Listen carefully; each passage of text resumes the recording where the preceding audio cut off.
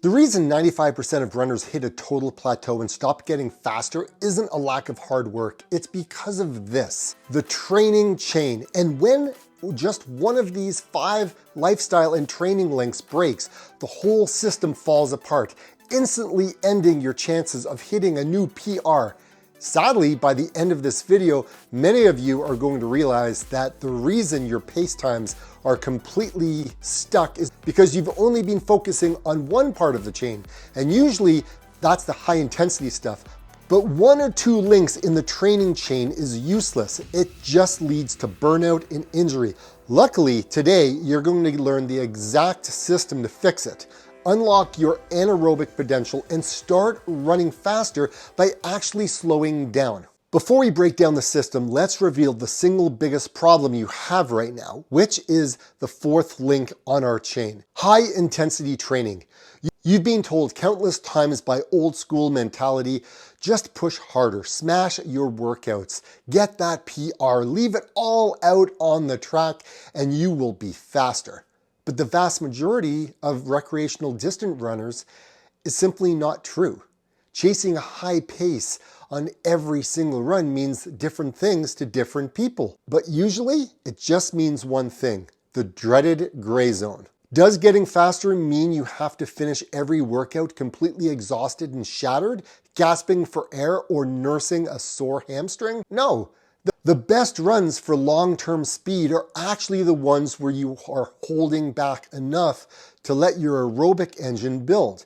And that's where runners plateau.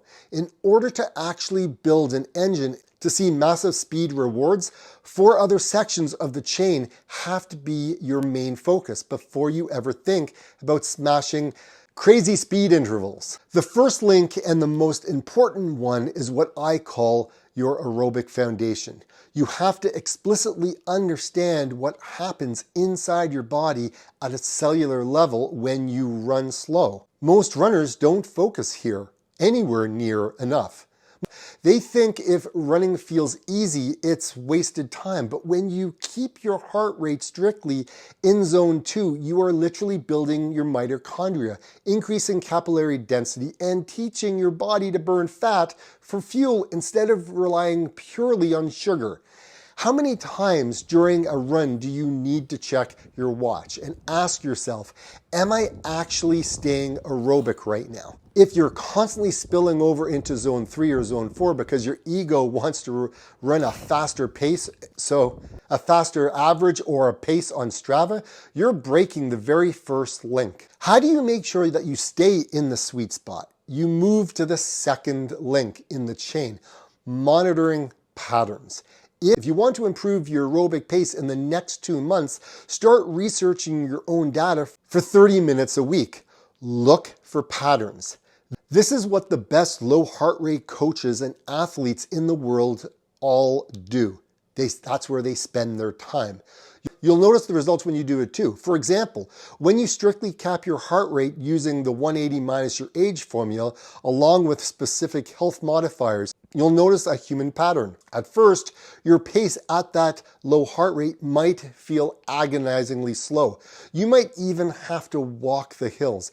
But if you track consistently, a beautiful pattern emerges at the exact low heart rate. Your pace begins to drop. You're getting faster at a low effort. Listen, don't look at the DAD data, like a run where you drank 3 cups of coffee, ran in 30-degree heat, ate crappy food, and your heart rate spikes. Look for clean, repeatable trends under the same aerobic conditions to see how your engine is adapting. Now we move to the next link, planning. This is where you take your data and devise a strict weekly schedule. The first step is having a clear strategy for your weekly mileage. The golden rule here is 80-20, is the 80-20 principle. Roughly 80% of your total training sessions or weekly time need to be at a strictly easy conversational low heart rate miles. Be careful though, because this is where tons of runners fall down. You know how good it feels to smash a fast 5K midweek, but your aerobic system doesn't care about short-term satisfaction. Go look at your plan and ask yourself, how do I make this upcoming run strictly aerobic. If you just head out the door without a target heart rate cap, you will naturally run too fast, eliminate the aerobic stimulus, and ruin your recovery for the next day.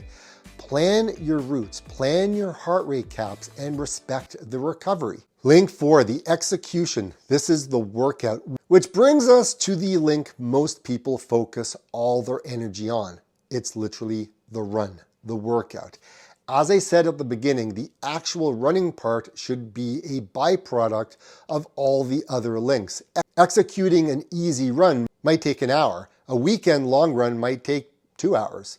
But without the proper aerobic intent, the proper heart rate tracking, and the proper weekly mileage and planning and hitting the pavement is just empty miles.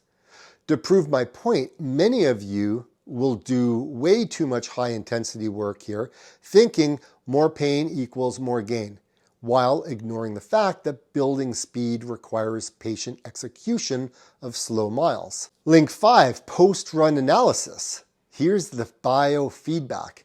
And the final part of the chain is the post-run analysis.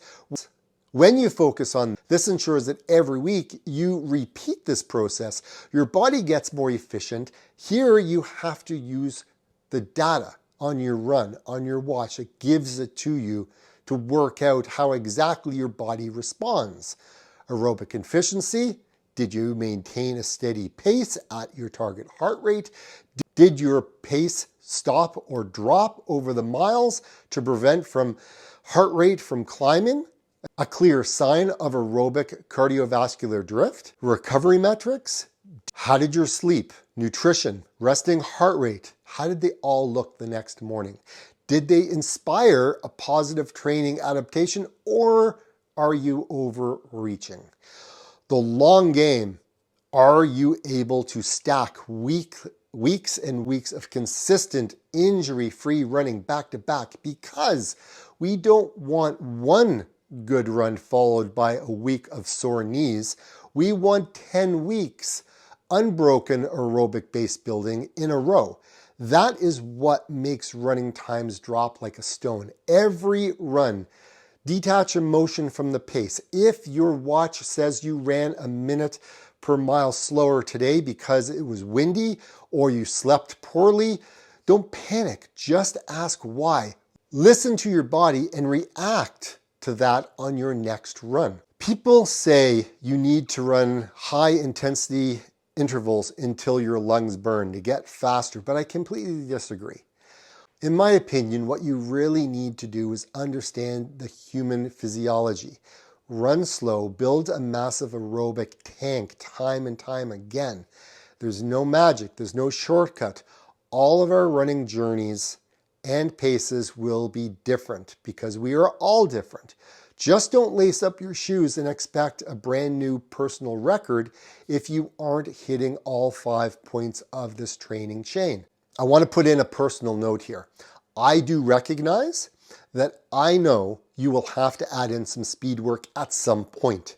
But if you build the aerobic base first and then work your way to 80-20 type of training, that's the sweet spot. Because running slow just keeps those injuries at bay most of the time, okay? And so if you're in that zone, if you're running slow and you're building all of these adaptations, if you're building your aerobic base and you got your capillaries increasing and your mitochondria and your energy, like everything just starts to build, you have a great foundation.